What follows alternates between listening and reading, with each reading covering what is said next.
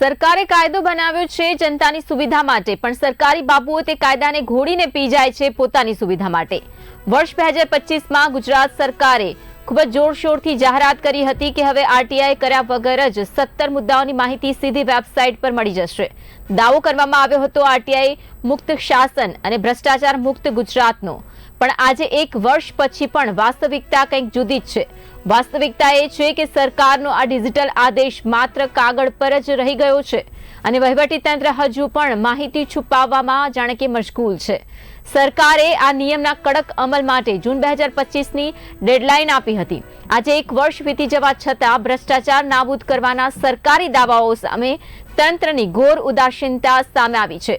ડિજિટાઇઝેશનના મોટા દાવાઓ પૂર્વ ઝોનમાં આવીને જાણે કે ફ્લોપ સાબિત થઈ રહ્યા છે।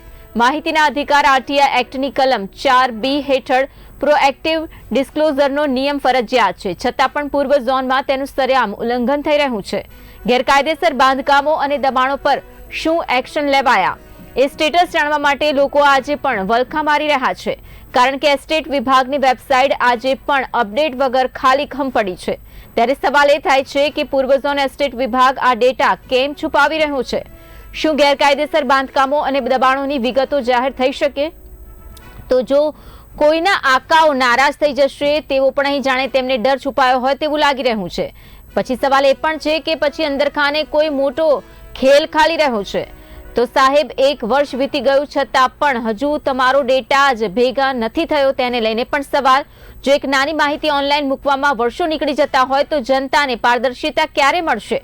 સરકાર આદેશ આપીને જાણે કે સંતોષ માની લે છે, પણ ગ્રાઉન્ડ લેવલ પર અધિકારીઓ સરકારી આદેશોને કેવી રીતે ઘોડીને પી જાય છે તેનું ઉત્તમ ઉદાહરણ આને ગણી શકાય।